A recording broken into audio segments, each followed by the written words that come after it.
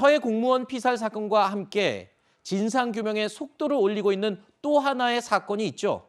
바로 2019년에 발생한 탈북어민 강제 북송 사건입니다. 서훈 전 국정원장은 당시 정부 합동조사를 강제로 조기 종료시켰다는 혐의로 검찰 수사 대상에 지금 올라 있습니다. 자, 탈북 어민 북송이 선박 납포부터 합동신문까지 이례적으로 모두 합쳐서 단 5일밖에 걸리지 않았고 5일 만에 신속하게 모두 마무리된 것을 두고 당시 정치권에서도 갑론을박이 벌어졌었죠. 북한 주민 추방과 관련한 직접적인 법적 근거는 없다고 답변을 했어요. 통일부에서. 헌법 위반, 유엔 고문 방지 협약을 위한 국제법 위반, 국내 실정법 위반이에요. 이 합동신문의 방식과 그런 부분들에 대해서는 꾸준하게 발전을 해나가고 있습니다. 3일 정도면은 사실은 충분히 자세한 내용의 진술을 확보할 수 있는 다른 사례와 비교해 봤을 때요. 그 선원들이 그런 선상에서 말하자면 반란이 일어난 건데 그런 것이 어느 정도 가능한 것인지 그런 것을 왜 일찍 이렇게 포기할 필요가 있었을까. 좀 다급하게 성급하게 대북 관계를 생각하지 마세요. 자, 정치권 일각에서는요, 당시에 남북 관계 화해 무드 조성을 위해서 탈북 어민 북송을 발빠르게 진행을 한 게 아니냐라는 관측이 나오기도 했었는데 저희 채널A가 단독으로 취재한 결과입니다.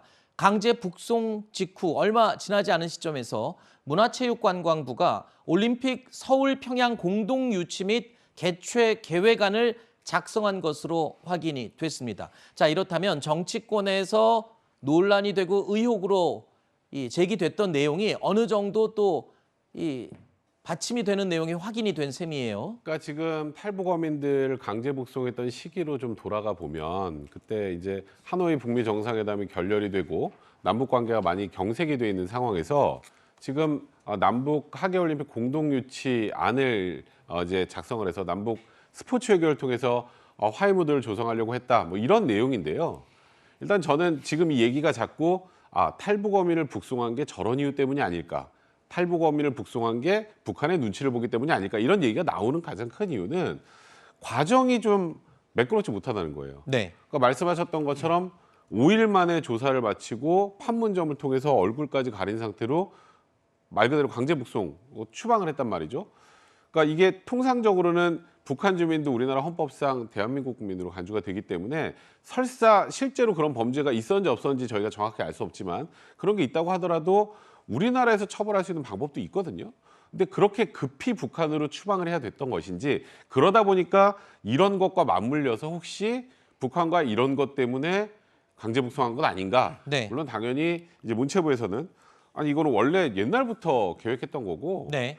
이것 때문에 지금 강제 북송한 건 아니다 이렇게 네. 부인하고 있습니다만 제가 말씀드린 이 북송 과정에 대한 문제점이 있었기 때문에 네. 여러 논란이 낳는 게 아닌가 싶습니다. 원래 정해져 있던 이 계획안 작성이었다고 하더라도 이 시기적으로 너무 애매하게 그렇죠. 겹쳐 있는 부분 그리고 또 아까 말씀하신 북송의 과정 처리 자체가 매끄럽지 못한 부분은 반드시 설명이 필요한 부분이다 이렇게 지적을 해주셨는데요.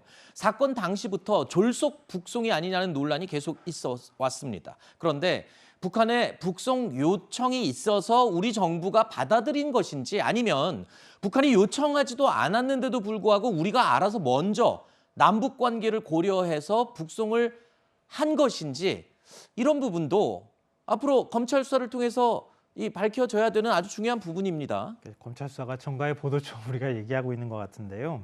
이게 한번 생각해 보세요. 그러니까 북한에서 16명을 살해하고 지금 탈북을 한 사람이에요. 북한 정부 요인도 아니고요. 이런 사람 다시 북한으로 보낸다고 이게 남북 관계에 그 정도로 뭐 긍정적으로 극적으로 변화를 일으킬 만한 사안인가요? 저는 여기에 대해서 동의하기가 좀 어렵고요. 제가 북한 이탈 주민 지원하는 분 단체에 계신 분하고 같이 굉장히 이런 부분에 대해서 얘기할 기회가 있었는데요.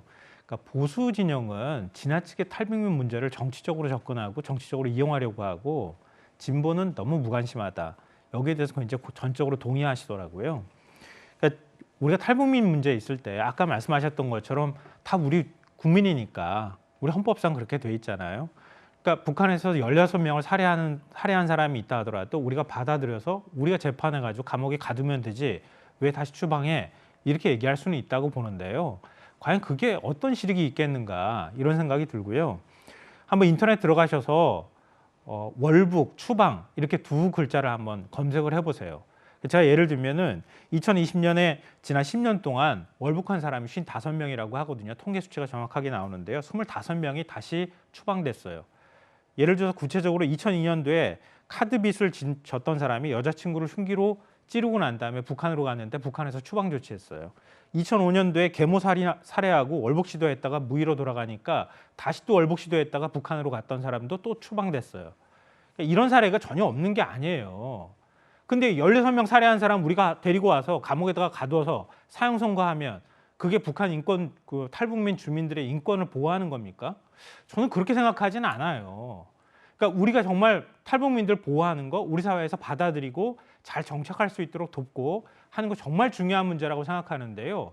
그런 문제하고 이번 문제를 동리선상에다 놓고 너무 지나치게 정치적으로 이용하는 거 아닌가. 네. 좀 그렇게 생각합니다. 근데 이제 북한에서 추방을 했으니 우리도 같이 추방을 해야 된다는 저는 개인적으로 그거는 이건 뭐 상호 이런 게 협정이 돼 있는 것도 아니고요. 그리고 지금 말씀하셨던 것처럼 우리나라에서 만약에 북한에서 죄를 저지르고 온 사람을 강제 추방한 전례가 있었다면 그리고 어떤 조사 과정을 거쳤는지 확인이 된다면 모르겠지만 북한에서 그런 일이 있었으니 우리도 그래야 된다라고 하는 건 그거는 좀 전 개인적으로 좀 다른 부분이라고 생각해요. 논의의 평면이 좀 다른 부분이라고 생각을 하고 우리나라 헌법에 규정된 내용이 있기 때문에 북한은 어떻게 되는지 잘 모르겠습니다만 그래서 우리나라에선 그런 좀 정상적인 북한하고 다르게 더 정상적인 절차를 밟았어야 되는 것이 아닌가. 네. 그러니까 강제 추방을 하더라도 최소한의 절차 요건이 갖춰져야 되는데 그 절차 요건이 좀 부족했다. 네. 이 부분을 좀 지적을 하는 거죠. 그러니까 뭐 알겠습니다. 부족했다고 지적하실 수는 있다고 생각하는데요. 네. 그러니까 남북 간의 굉장히 특수한 관계잖아요. 우리가 법으로만 다 모든 판단을 하기는 어렵잖아요. 알겠습니다. 자, 지금 검찰 조사가 이제 한창 진행이 시작이 됐으니까요. 이런 부분들, 이런 논쟁이 되는 부분들이 명명백백하게 밝혀지기를 바라보겠습니다.